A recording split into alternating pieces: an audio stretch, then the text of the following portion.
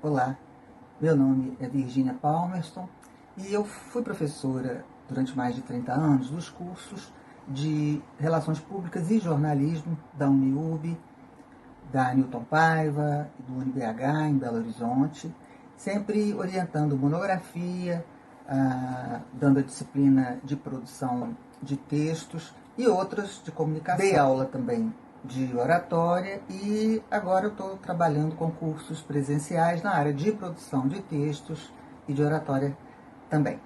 E a proposta desse vídeo é fazer um passeio que começa no detalhamento da produção de textos e chega até a apresentação do discurso, até a parte oral. Então, a gente vai falar um pouco sobre a produção do discurso e a apresentação desse discurso. Na língua portuguesa, os tipos de textos são classificados de acordo com a sua estrutura e a sua finalidade. Então, a gente tem 5 tipos de texto, que são o narrativo, o descritivo, o dissertativo, o injuntivo e o prescritivo.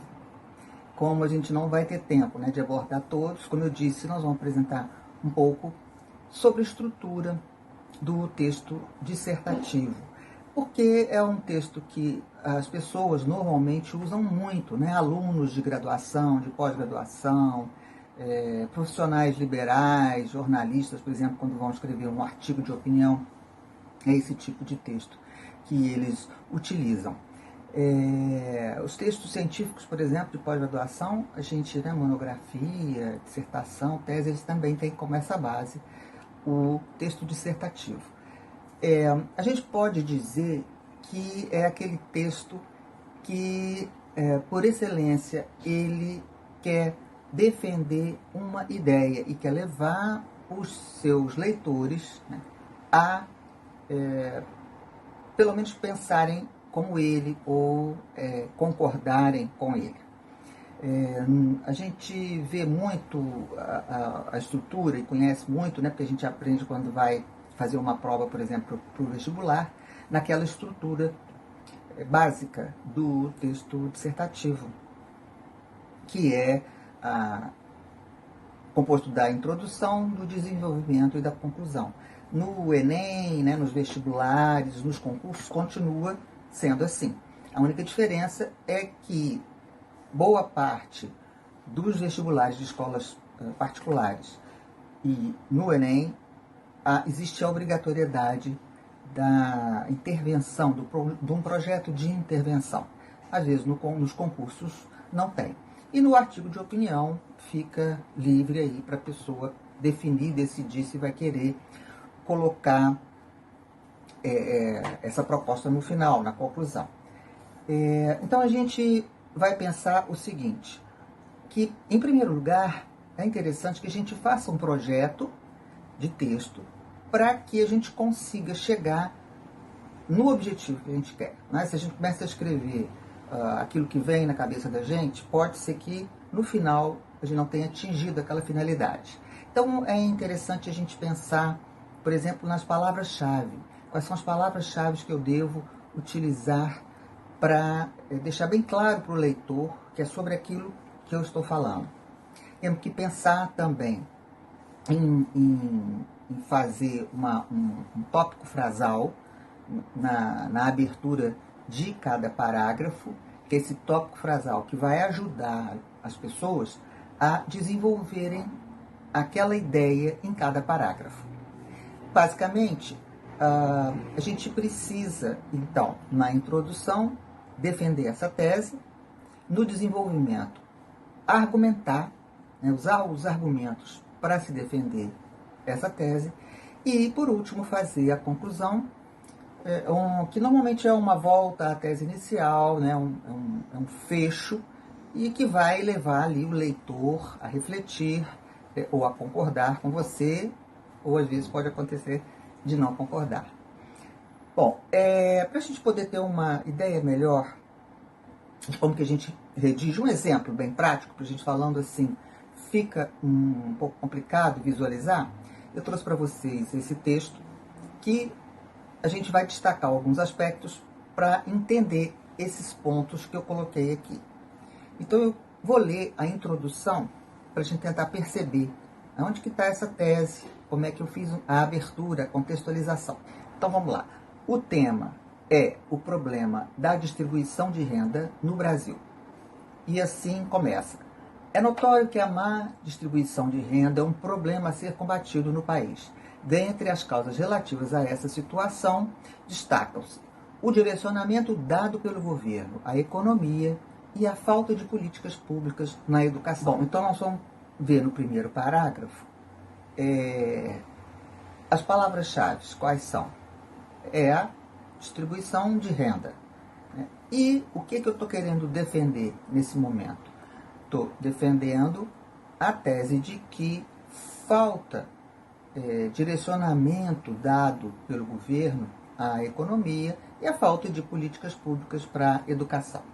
Eu parto então para uma segunda parte, o segundo parágrafo, que aqui eu montei em argumentação e coloquei 2 parágrafos só para não ficar muito longo.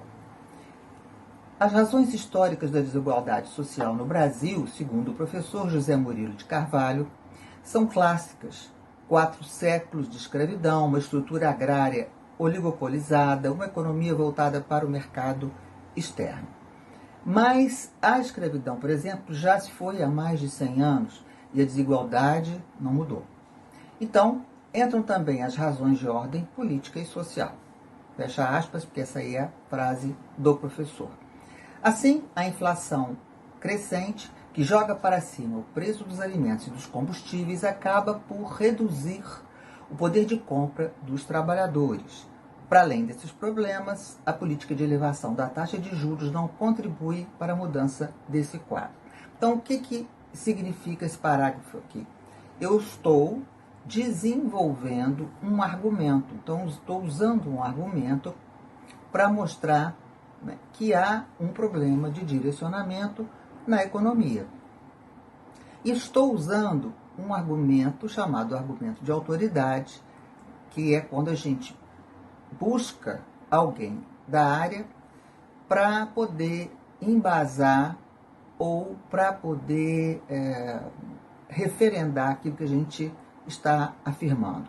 Então, busquei o professor José Murilo de Carvalho, que faz ali um apanhado do problema histórico do Brasil e reafirmo ali, né, que a situação da economia continua difícil para o brasileiro. No segundo parágrafo, no terceiro parágrafo, outro motivo de desigualdade é a escassez de políticas públicas de educação. O relatório Education at Glance 2021, elaborado pela Organização para a Cooperação e Desenvolvimento Econômico, OCDE, dá conta de que em 2018, antes da pandemia, o gasto público total com a educação no Brasil representava 4% do produto interno bruto. Esse percentual não sofreu alteração em 2020 ou 2021. Investimentos feitos corretamente em educação resultam em melhora dos índices econômicos de um país. Essa é uma das fórmulas mais testadas e reconhecida nos países do primeiro mundo. E o que aconteceu aqui novamente? Um segundo argumento. Então, tentei buscar, né, num argumento que trabalha com dados estatísticos, para mostrar essa falta de investimento em educação. Então, a gente busca lá esse documento, esse relatório, e ele afirma, né, que o percentual aplicado na educação de 2018 foi o mesmo desses 2 últimos anos que a gente passou. Então, a gente pode perceber que existem vários tipos de argumento. Né? Tem argumento histórico, argumento de autoridade, como eu coloquei aqui, trabalhar com dados e outros elementos que podem embasar a nossa teoria, a nossa argumentação. E para terminar, a conclusão.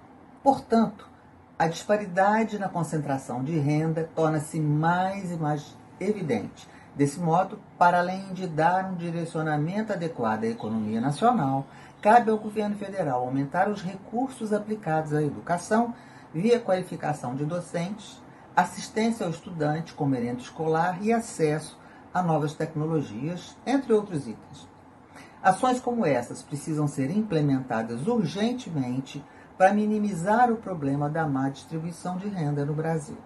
Então, o que eu fiz aqui? Então, concluí a minha ideia e deixei ali uma pequena proposta de intervenção. Né? O que é que poderia melhorar a situação de desigualdade social no país? Então, rapidamente, essa foi uma tomada que eu dei aqui para a gente falar um pouco sobre o texto dissertativo, mas é claro que existem outros aspectos que a gente pode trabalhar em outras ocasiões. E vou passar agora à área de oratória. Então, se a gente precisa apresentar um texto oralmente, é preciso que o orador consiga trabalhar vários aspectos. Então, entre eles, a voz, né, e a expressão corporal.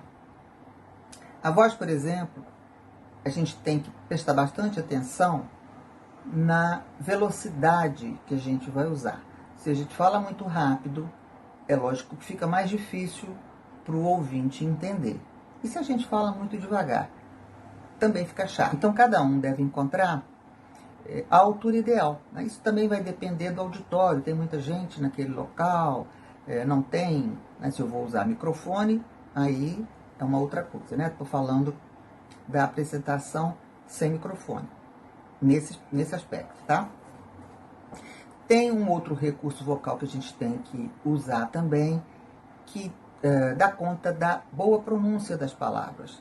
Então, aquela pessoa que fala com a boca fechada, vai ser bastante complicado para que as pessoas entendam. Então, a gente tem que articular bem as palavras. E como é que a gente faz isso? A gente precisa primeiro pensar na respiração, né? Porque conforme a gente respira, a gente consegue também emitir o som em um som mais adequado.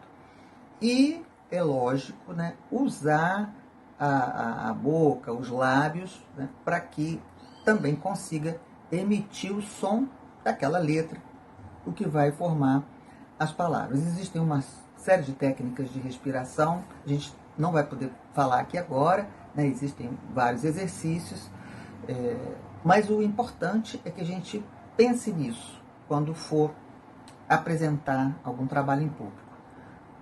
Nesse sentido ainda, a gente pode falar da pausa, né? A pausa também é o momento em que eu vou respirar, e eu tenho que ter, porque senão fica aquela fala muito atrapalhada. E é um momento também que eu posso aproveitar para usar mais um elemento interessante para a oratória, que é a ênfase nas palavras. Então, sempre quando eu paro um pouquinho, a próxima palavra, ela acaba tendo uma força maior. Isso é ênfase. Então, a gente tem que dar uma variada aí nesse uso das ênfases nas palavras, para que o discurso não fique naquele monocórdio, né? Não fique de uma maneira só, sem nenhuma variação. E a gente também tem que pensar na expressão corporal. Mesmo que a gente esteja apresentando sentado, é importante usar, por exemplo, né, essa parte do corpo aqui, que está aparecendo num vídeo. Muita gente hoje faz apresentação nos canais do YouTube, no Instagram, etc. Então tem que pensar nessa postura sentada. Na maioria das vezes as pessoas falam assim. Mas não custa nada de vez em quando você usar um gestual. Se for possível, se vai aparecer. Mas principalmente quando a gente for apresentar em público, optar por uma apresentação de pé. Por que isso? Quando a gente está em pé, a movimentação do nosso corpo ajuda a que o ouvinte preste mais atenção naquilo que nós estamos falando, ou cansa menos a apresentação. Vocês já devem ter visto, né, apresentações sentadas, como às vezes é difícil você continuar prestando atenção naquela pessoa falando sem se mexer muito. Em pé, a expressão corporal fala mais. Então você vai andar, você vai usar o gesto das mãos, e uma série de outras formas para conseguir se comunicar. O professor Reinaldo Polito, que é um grande autor na área de oratória, ele tem uma série de livros sobre oratória e ele fala muito do gestual. Então ele explica nesses livros, por exemplo, o que significa cada gesto que a gente pode usar na hora que for fazer uma apresentação. Isso não significa que a gente vai ficar usando as mãos descontroladamente o tempo todo, que aí não vamos chamar mais atenção para essa postura negativa da gente do que com a ênfase que a gente vai dar ao nosso discurso. Só para destacar um pouco mais, é lógico que nós estamos partindo do princípio que aquele orador domina o tema. Se ele não dominar o tema, não adianta a gente ter também todos esses recursos da nossa voz, do nosso corpo, porque a gente não vai se comunicar bem. Era bem isso que eu gostaria de destacar com vocês aqui no canal Minerva e me coloco aí à disposição no meu Instagram. A gente fala muito sobre produção de texto, fala sobre oratória também, então quem quiser conhecer um pouco mais, o Instagram é Virginia Palmerston. Obrigada e até a próxima.